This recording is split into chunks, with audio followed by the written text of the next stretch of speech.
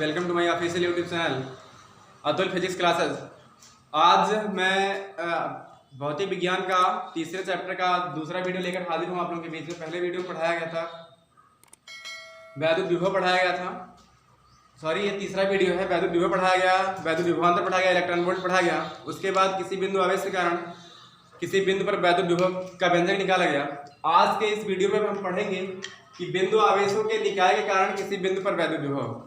तो निकाय का मतलब सिस्टम होता है, बिंदु आवेशों का मतलब कि एक बिंदु आवेश नहीं बल्कि कई बिंदु आवेश हैं। मान लीजिए कि यहाँ पर एक ऐसा कोई सिस्टम बन रहा है, एक ट्रायंगल, और ये ए है, बी है और ये सी है।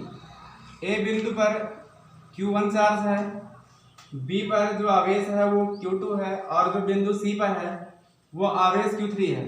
मान लेते हैं यहाँ से ए से जो बी की दूरी है वो R12 है, बी से सी की जो दूरी है वो R23 है और ए से सी की जो दूरी है वो R13 मान लिया जाता है। फिर से बता दें कि बिंदु आवेशों के निकाय के कारण किसी बिंदु पर वैद्युत विभव निकालना है। हम मान लेते हैं तीन बिंदु है ए बी सी जो ट्रायंगल का फॉर्मेशन कर रहे हैं। ए बिंदु पर Q1 आवेश है, बिंदु बी पर Q2 आवेश है और बिंदु सी पर Q3 आवेश है। इन आवेशों में मैं कहीं भी अगर मैं एक माइनस ले लूँ प्लस ले लूँ तो हम ले सकते हैं अपने स्वेच्छा से। तो मान लेते हैं जो Q2 आवेश है वो माइनस है, Q2 आवेश बिंदु बी पर जो है वो माइनस आवेश है। तो यहाँ से हम Q1 के कारण वैद्युत विभव, Q2 के कारण वैद्युत विभव और Q3 के कारण वैद्युत विभव निकालेंगे। तो हम जानते हैं, पिछले वीडियो में हम लोग पढ़ चुके हैं कि विभव का जो फार्मूला होता है वैद्युत विभव का, हम जानते हैं V = 1/4 πε0 K Q/R होता है। अब यहाँ पर अगर हमको Q1 आवेश के कारण निकालना है तो Q के स्थान पर Q1 आ जाएगा। जब हम Q2 आवेश के कारण निकालेंगे तो Q के स्थान पर Q2 आ जाएगा। अगर माइनस है तो माइनस के साथ में आता है विभव। और C के स्थान पे जब हम Q3 मतलब Q के स्थान पे Q3 रख सकते हैं और इनके बीच की जो दूरी अलग अलग है। मान लीजिए यहाँ से हमें सबसे पहले हम क्या कर सकते हैं कि बिंदु Q1 के कारण परिणामी जो विभव निकलेगा आपका, तो हम कहेंगे कि Q1 आवेश के कारण विभव। तो जो विभव होगा तो उसको अगर हम Q1 है तो इसलिए हम जो विभव है वो V1 मानते हैं। तो V1 = 1/4 πε0 K और यहाँ से Q1/R जो दूरी है वो हो जाएगा R12। ये कहीं से भी माना जा सकता है, दूरी अलग अलग बिंदुओं के लिए। तो हम इसको ले लेते हैं, इसको समीकरण 1 मान के छोड़ देते हैं तथा हम निकालते हैं Q2 के कारण माइनस Q2 आवेश के कारण विभव। तो ये हो जाएगा V2 = 1/4 πε0 K। चूंकि यहाँ जो आवेश है वो माइनस में लिया गया है इसलिए माइनस के साथ Q2/R23 ये लिया जाएगा। तथा अगर हम निकालें और आगे चल के प्लस Q3 आवेश के कारण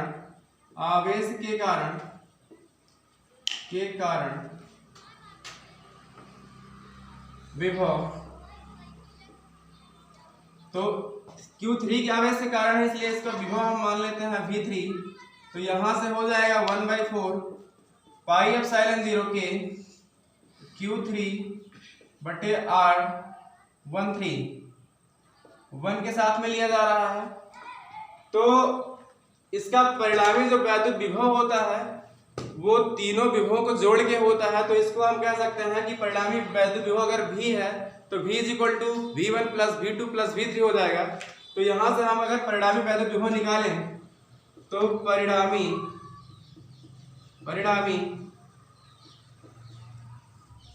वैद्युत विभव मान लिया जाता है कि V है परिणामी वैद्युत विभव। तो ये हो जाएगा V1 plus V2 plus V3। आगे हम यहाँ लिख देते हैं तो V is equal to V1 की जो वैल्यू है रख देते हैं उसको 1/4 पाई एप्सिलॉन 0 के। यहाँ से हमको मिल जाता है Q1 बटे R12 प्लस 1/4 पाई एप्सिलॉन 0 के, और Q2 जो है वो माइनस के साथ में है तो R23 और प्लस 1/4 एप्सिलॉन 0 के, और Q3 के बाद साथ में R13। इसमें जो पार्ट कॉमन है वो कॉमन हम ले लेंगे तो यहाँ से मिल जाएगा V is equal to 1/4 pi epsilon 0 के एप्सिलॉन 0 के साथ में मिल जाएगा हमको। यहाँ से कुछ और इसके अलावा नहीं कॉमन हो रहा है तो हमें मिल जाएगा यहाँ से Q1 बटे R12 माइनस ये प्लस माइनस से मल्टीप्लाई होगा तो माइनस हो जाएगा Q2 बटे R23 और प्लस के साथ Q3 बटे R13। तो जो परिणामी वैद्युत विभव निकला है V is equal to 1/4 pi epsilon 0 के Q1 बटे R12 माइनस Q2 बटे R23 और प्लस Q3 बटे R13। तो इतना बोल्ट विभव का मात्रक जो होता है बोल्ट। इसका मतलब क्या हुआ कि अगर बिंदु आवेशों के निकाय के कारण किसी बिंदु पर हमको वैद्युत विभव निकालना है तो कुछ और नहीं होता है बल्कि उस फार्मूले में लिखा जाता है V is equal to 1/4 pi epsilon 0 के Q बटे R, जो हमको वैद्युत विभव का फार्मूला किसी बिंदु आवेश के कारण किसी बिंदु पर वैद्युत विभव निकाला गया था उसमें बारी बारी से रखते हैं, और जो अलग दूरियां Q1 के साथ जो दूरी ली गई है 1 2 और Q2 के साथ जो दूरी ली गई है 2 3 और 3 के साथ 1 3 R13 जो दूरी ली गई है उसको रख दिया जाता है। तो Q1 आवेश के कारण जो विभव है V1 बराबर 1/4 पाई एप्सिलॉन 0 के Q1 बटे R1312 समीकरण 1 मान के छोड़ दिया गया, तथा माइनस Q2 आवेश के कारण विभव जो निकाला गया V2 बराबर 1/4 पाई एप्सिलॉन 0 के माइनस Q2 बटे R23 और Q3 आवेश के कारण विभव V3 is equal to 1/4 pi epsilon 0 के Q3 बटे R13। ये मिल गया। परिणामी वैद्युत विभव क्या होता है कि बीजगणितीय योग के बराबर होता है, तो V is equal to V1 plus V2 plus V3 हो गया। V1 और V2 V3 का मान रखा गया तो यहाँ से 1/4 पाई एप्सिलॉन 0 के Q1 बटे R12 प्लस 1/4 पाई एप्सिलॉन 0 के, यहाँ पे भी ये छूट गया है यहाँ, तो माइनस Q2 बटे R23 प्लस 1/4 पाई एप्सिलॉन 0 के Q3 बटे R13। यहाँ से 1/4 पाई एप्सिलॉन 0 के कॉमन किया गया है तो RQ1 के साथ में R12 बाई बटे में माइनस Q2 बटे R23 प्लस Q3 बटे R13। इतना रिजल्ट आया बोल्ट। अब इससे आगे हम लोग पढ़ेंगे इसका स्क्रीनशॉट ले सकते हैं कि अगर आवेशों के निकाय के कारण किसी बिंदु पर वैद्युत विभव हमको निकालना है तो इसका रिजल्ट ऐसे होता है। अगर एक चीज और बता दें कि यहाँ से अगर हमको Q1 Q2 Q3 के अलावा और भी अगर आवेश मिल जाते हैं कि हमको Q4 Q5 Q10 तक मान निकालना है या Qn तक मान निकालना है तो उसकी अलग अलग जो दूरियां होंगी तो उसकी बीजगणितीय योगफल के बराबर होंगी।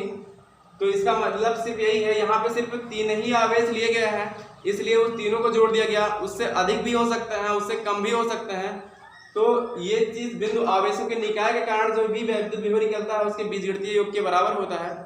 तो ये चीज यहाँ पे सिद्ध हो गया। अब इसके आगे हमको जो पढ़ना है वो वैद्युत द्विध्रुव के कारण अक्षीय स्थिति में वैद्युत विभव, और दूसरी इसके आगे वाली हेडिंग पढ़नी है कि वैद्युत द्विध्रुव के कारण निरक्षीय स्थिति में वैद्युत विभव। ये बहुत इंपॉर्टेंट टॉपिक है तो इसके बाद में इसको मिटा देते हैं। अगर स्क्रीनशॉट लेना हो तो ले लीजिए आप लोग। और अगली हेडिंग जो हमको पढ़ानी है वो वैद्युत द्विध्रुव के कारण अक्षीय स्थिति में वैद्युत विभव। तो उसके लिए हम क्या करते हैं, ये हो जाएगा आपका कि हेडिंग डाल देते हैं द्विध्रुव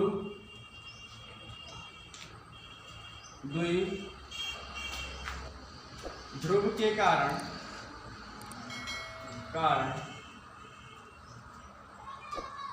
अक्षीय स्थिति में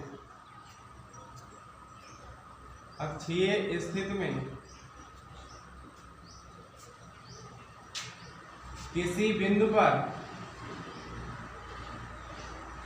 किसी बिंदु पर वैद्युत विभव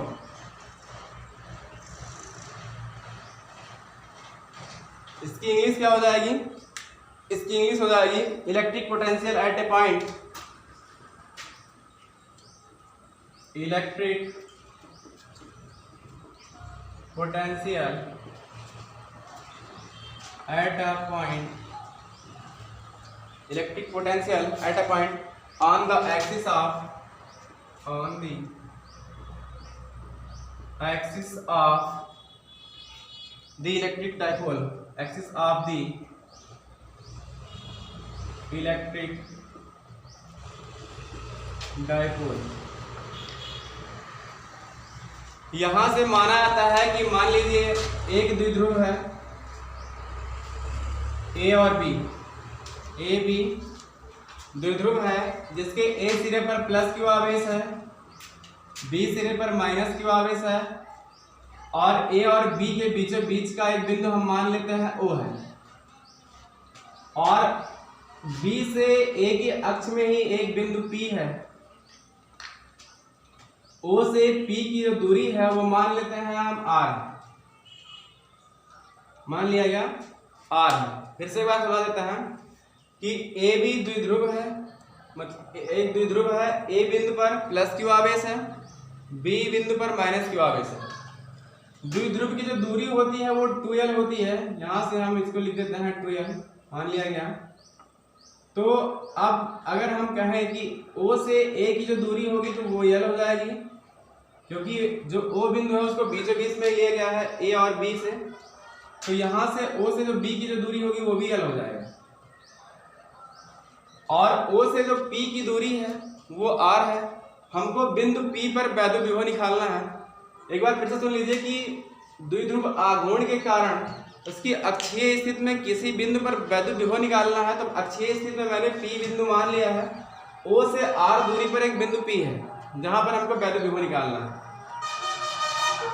A से B की दूरी चूंकि ये द्विध्रुव है तो उसके बीच की दूरी 2l होती है, और बीचों बीच का बिंदु O है, O से जो A की दूरी है वो l है, O से जो B की दूरी है वो l है। तो यहां से हम कह सकते हैं कि जो दूरी होगी अगर हम निकालें प्लस क्यू आवेश के कारण बिंदु P पर विभव, तो यहां से कह सकते हैं, पहले हम दूरी निकाल लेते हैं। तो यह निकालेंगे हम कि O से A से P की दूरी, A से P की जो दूरी होगी वो देखिए यहां से O से P की जो दूरी है वो R है, तो इतनी हम पूरी दूरी ले लेते हैं, मतलब O से A P की दूरी ले लेते हैं, और माइनस यहाँ से यहाँ तक की दूरी, इस पूरी दूरी में से अगर हम O से A की दूरी घटा देते हैं तो हमको मिल जाएगा A से P की दूरी। तो यहाँ से O से A की दूरी हम इसमें से माइनस कर देते हैं, तो जो A और P की जो दूरी मिलेगी हमको, वो यहाँ से OP की जो दूरी है वो R है, और AB की जो दूरी है OA की जो दूरी है वो क्या है, l है। तो यहाँ से हमको A से P की जो लंबाई मिलेगी, A से जो P की लंबाई मिलेगी वो R माइनस l मिल जाएगी। तथा अगर हम निकालना चाहें B से P की दूरी, B से P की दूरी, तो यहाँ हमें मिल जाएगा, यहाँ से P से O की दूरी R है, तो यहाँ से हम लिख सकते हैं कि OP और प्लस O से B की दूरी इसमें जुड़ जाएगी, तो OB, O से P की जो दूरी मानी गई है वो R है, और प्लस O से जो B की दूरी मानी गई है वो L है। क्योंकि ये इसलिए निकाला जा रहा है क्योंकि अभी आवेश में हम जानते हैं वैद्युत विभव में उसमें दूरी का काम पड़ता है, इसलिए वहां यूज करने के लिए निकाला गया है। तो यहां से हम कहेंगे कि अब प्लस क्यू आवेश के कारण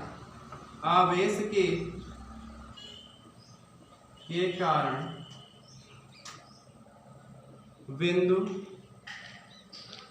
P पर वैद्युत विभव, तो प्लस क्यू आवेश के कारण बिंदु P पर जो वैद्युत विभव है उसको हम V1 मान लेते हैं, तो V1 इज इक्वल टू हो जाएगा 1/4 पाई एप्सिलॉन 0 के, और यहाँ पर Q और बटे R का मतलब जो दूरी है वो कितनी है, हम निकाल रहे हैं बिंदु प्लस Q आवेश के कारण P पर वैद्युत विभव, तो A से जो P की जो दूरी है वो रखी जाएगी यहाँ पर। तो यहाँ से A से जो P की दूरी है वो R माइनस L है, तो उसको रख दिया गया। इसको समीकरण एक मान के छोड़ सकते हैं। यहाँ से फिर हम कहेंगे तथा माइनस Q आवेश के कारण बिंदु P पर वैद्युत विभव। तो यहां से हम इस वैद्युत विभव को जो माइनस Q आवेश के कारण है उसको मान लेते हैं कि V2 है, तो मिल जाएगा हमको V2 = 1/4 पाई एप्सिलॉन 0 के साथ में माइनस Q बटे R प्लस L, क्योंकि जो माइनस Q आवेश से दूरी P की है वो कितनी है, R प्लस L, इसलिए उसको रख दिया गया यहाँ पे। तो यहाँ से हमको V2 = मिल गया -1/4 पाई एप्सिलॉन 0 के, और इसके साथ में Q बटे R प्लस L। अब हम निकालेंगे बिंदु P पर परिणामी वैद्युत विभव। तो यहाँ हम लिखते हैं कि इसलिए बिंदु P पर परिणामी वैद्युत विभव, परिणामी वैद्युत विभव को मान लेते हैं V है, तो V = V1 प्लस V2। यहाँ से V1 का मान और इसको समीकरण 2 मान लेते हैं, उठा के रख देते हैं। तो यहाँ से मिल जाएगा हमको कि इसको समीकरण 3 मान के हम कहेंगे कि V1 तथा V2 का मान समीकरण 3 में रखने पर यहां से हमको मिलेगा V = 1/4 पाई एप्सिलॉन 0 के, इसके साथ में Q बटे R माइनस L, फिर मिल जाएगा हमको प्लस के साथ में 1/4 पाई एप्सिलॉन 0 के, और ये माइनस Q बटे R प्लस L। कुछ चीजें यहाँ कॉमन हो रही है 1/4 पाई एप्सिलॉन 0 के, यहाँ भी 1/4 पाई एप्सिलॉन 0 के, और Q भी कॉमन है। तो कॉमन करने से पहले देखते हैं कि यहाँ इस ब्रैकेट को हटाते हैं तो माइनस प्लस का गुणा जो होगा माइनस हो जाएगा। तो यहाँ से मिल जाएगा हमको V = 1/4 पाई एप्सिलॉन 0 के, 4 पाई एप्सिलॉन 0 के, और ये Q बटे R माइनस L, यहाँ माइनस हो जाएगा 1/4 पाई एप्सिलॉन 0 के, और यहाँ से हो जाएगा ये Q बटे R प्लस L। अब जो पार्ट कॉमन है इसमें हम कॉमन कर लेंगे बाहर, तो यहाँ से हमको मिल जाएगा V = 1/4 पाई एप्सिलॉन 0 के, और यहाँ से Q भी बाहर हो जाएगा, तो मिलेगा 1/R minus L minus 1/R plus L, ये हो जाएगा। अब इसको हम हल कर देते हैं तो V = मिल जाता है 1/4 पाई एप्सिलॉन 0 के, Q के साथ में यहाँ Q, अब तिरछा गुणा कर देते हैं R प्लस L का इसके अंश के साथ में, और R माइनस L का यहाँ से तिरछा गुणा, तो ये हो जाएगा R plus L minus R minus L और बटे R² माइनस L², ये मिल जाएगा। तो यहाँ से ये हो जाएगा V = 1/4 pi epsilon 0, 1/4 pi epsilon 0 के, पाई एप्सिलॉन 0 के Q। अब इसको हम ब्रैकेट को हटा देते हैं, तो यहाँ से हमको मिल जाएगा R plus L minus R minus L और बटे R² माइनस L²। यहाँ से ये प्लस हो जाएगा। ब्रैकेट जब खुलता है तो जो संख्या प्लस में होती है वो माइनस में हो जाती है, अगर माइनस उसके पहले लगा है तो, और जो माइनस में होती है प्लस, अर्थात चिन्ह चेंज हो जाता है, गुणा होता है माइनस का। तो यहाँ से हमको मिल जाएगा क्या, R से R प्लस माइनस में कट जाएगा, तो यहाँ से अभी इसके अगले स्टेप में यल और यल जुड़कर 2l हो जाएगा। इसका स्क्रीनशॉट ले लीजिए, क्योंकि अभी हमको मिटा के फिर से आप पूरा करना पड़ेगा, कि पूरा नहीं हुआ डेरिवेशन। तो इसको हम यहाँ से मिटा देते हैं।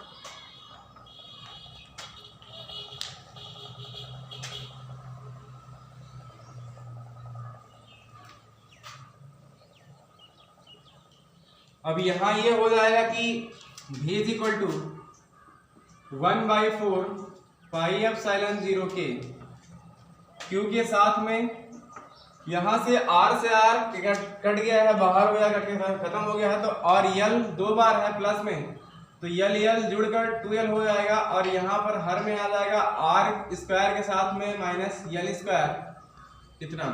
अब इसको अगर हम लिखना चाहें तो 1/4 पाई एप्सिलॉन 0 के और क्यू को अंदर भेज देते हैं, तो यहाँ मिल जाएगा हमको 2ql बटे में क्या मिल जाएगा, r स्क्वायर माइनस यल स्क्वायर। अब ये बताई जाती है कि जो r दूरी है उसकी तुलना में या r की दूरी यल की दूरी r की तुलना में जो यल की दूरी होती है वो बहुत कम होती है, इसलिए हम यल को छोड़ देते हैं अर्थात घटा भी देते हैं, तो उसके मान में कोई परिवर्तन नहीं होता है। इसलिए हम यहाँ से कह सकते हैं कि v is equal to 1/4 pi epsilon 0 के, यहाँ से हमको मिलता क्या है, हमको मिलता है 2ql बटे r स्क्वायर। क्या किया गया है कि छोड़ दिया गया है r स्क्वायर को यहाँ से, तो हम यल स्क्वायर को छोड़ा गया है और यहाँ पे हमको r स्क्वायर मिल गया। तो v is equal to 1/4 pi epsilon 0 के, यहाँ हम 2ql के स्थान पे p रख सकते हैं बटे r स्क्वायर। अब क्यों रख सकते हैं, क्योंकि हम जानते हैं चूंकि p की जो वैल्यू होती है 2ql, ये वैद्युत द्विध्रुव आघूर्ण का फार्मूला है, p is equal to 2ql, तो इसके स्थान पर रख दिया गया। तो हमको मिल गया v is equal to 1/4 pi epsilon 0 के p बटे r स्क्वायर वोल्ट। तो ये रहा आपका अक्षीय स्थिति में किसी वैद्युत द्विध्रुव के कारण अक्षीय स्थिति में किसी बिंदु पर वैद्युत विभव का व्यंजक v is equal to 1/4 pi epsilon 0 के और p बटे r स्क्वायर वोल्ट। p का जो वैल्यू है p is equal to 2ql होता है। तो यहाँ से हमको पूरा ये व्यंजक मिल गया, द्विध्रुव के कारण अक्षीय स्थिति में किसी बिंदु पर वैद्युत विभव। एक बार मैं पूरा डेरिवेशन 1 मिनट में रिवाइज करवा देता हूँ कि कैसे कैसे किया गया है। आप लोग बहुत ध्यान से सुनिएगा, मैं पूरा डेरिवेशन 1 मिनट में रिवाइज करवाता हूँ। कि सबसे पहले माना गया ए भी एक वैद्युत द्विध्रुव आघूर्ण है जिसके बीच की दूरी 2l है, उसके एक बीचों बीच बिंदु में O माना गया है जहाँ से P की दूरी R मानी गई है। O से A की जो दूरी है वो L है, O से B की दूरी जो है वो भी L है, क्योंकि जो O बिंदु है वो A और B के बीचों बीच में माना गया है, अर्थात तो वो 2 भागों में A और B को बांटता है। अब क्या कहा गया कि A से जो P की दूरी है वो इस पूरी दूरी में से अर्थात R में से L घट जाएगी तो R माइनस L हो जाएगी, और B से जो P की दूरी है वो R प्लस L दूरी है। फिर मैंने कहा कि प्लस Q आवेश के कारण बिंदु P पर वैद्युत विभव, तो उसको मान लिया गया V1। तो यहाँ से हमको मिल गया V1 बराबर 1/4 पाई एप्सिलॉन 0 के और Q बटे R माइनस L मिल गया। पहला व्यंजक मान के हमने छोड़ दिया। फिर हमने कहा कि माइनस Q आवेश के कारण बिंदु P पर वैद्युत विभव, तो यहाँ से हमको मिल गया कि V2, क्योंकि इसको Q2 आवेश के कारण विभव जो माना गया वो V2 माना गया, तो V2 बराबर मिल गया हमको 1/4 पाई एप्सिलॉन 0 के और माइनस Q बटे R प्लस L मिल गया, क्योंकि जो दूरी है B से P की R प्लस L है। फिर हमने कहा कि बिंदु P पर दोनों आवेश के कारण जो परिणामी वैद्युत विभव हुआ वो V is equal to V1 plus V2 हुआ, उसको समीकरण 3 मान लिया गया। और समीकरण 1 से V1 का मान और समीकरण 2 से V2 का मान समीकरण 3 में रख दिया गया। तो V1 और V2 का मान समीकरण 3 में रखने पर हमको मिल गया V is equal to 1/4 pi epsilon 0 के और यहाँ से Q बटे R minus L plus 1/4 pi epsilon 0 के माइनस Q बटे R प्लस L। यहाँ से जो भी पार्ट कॉमन हो रहे हैं उसको कॉमन कर लिया गया। 1/4 पाई एप्सिलॉन 0 के यहाँ भी Q बटे R माइनस L हो गया। इस माइनस का इस प्लस के साथ मल्टीप्लाई हुआ तो माइनस प्लस का मल्टीप्लाई होता है तो माइनस आता है 1/4 पाई एप्सिलॉन 0 के Q बटे R प्लस L हो गया। यहाँ से आगे थोड़ा सॉल्व करते हैं तो V is equal to 1/4 pi epsilon 0 के, क्योंकि दोनों पदों में वो चीज़ कॉमन है इसलिए कॉमन निकाल लिया गया Q के साथ में, तो हमको यहाँ पे मिल गया, इस पद में मिल गया सिर्फ 1/R माइनस L माइनस के साथ 1/R प्लस L। अब फिर से गुणा किया गया तो R प्लस L का इसके एक के साथ में और आर माइनस एल का इस एक के साथ में, तो हमको मिल गया R plus L minus bracket में आर माइनस एल। अब यहाँ से इस ब्रैकेट को हटाया गया, तो इस ब्रैकेट को हटाने के इसके पहले प्लस चिन्ह होता है, तो इसमें कोई परिवर्तन नहीं हुआ इसके चिन्ह में। इस ब्रैकेट के पहले माइनस चिन्ह है, तो जो ब्रैकेट के अंदर जो भी संख्या प्लस में थी वो माइनस में हो गई, और जो माइनस में तो प्लस में हो गई। तो ये आर जो है वो माइनस में प्लस में था वो माइनस में हो गया, और यल जो माइनस में था वो प्लस में हो गया। यहाँ से आर और आर कट गया माइनस प्लस होने के कारण, और जो यल मिला 2 बार मिला, और जुड़ के यल और यल 2l हो गया। तो यहाँ से r 2l v equal to 1/4,570 k q 2l बटे r square minus l square हो गया। यहाँ से हम क्या किए कि इस q को अंदर भेज दिए, तो यहाँ पर v equal to 1/4,570 k 2ql बटे r square minus l square हो गया।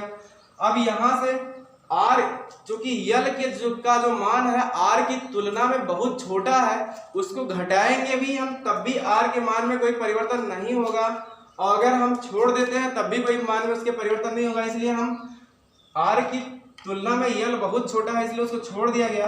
तो यहाँ से हमको मिल गया v equal to 1/4,570 k 2ql बटे r स्क्वायर, और 2ql का जो मान होता है वो वैद्युत द्विध्रुव आघूर्ण होता है, p होता है, इसके 2ql के स्थान पे p रख दिया गया। तो हमको मिल गया v equal to 1/4,570 k p बटे r स्क्वायर, और यही इतना वोल्ट इसका मात्रक होता है विभव का, और यही परिणामी वैद्युत विभव है द्विध्रुव आघूर्ण के कारण अक्षीय स्थिति में किसी बिंदु पर वैद्युत विभव। तो आज का वीडियो यहीं तक, बहुत बहुत धन्यवाद।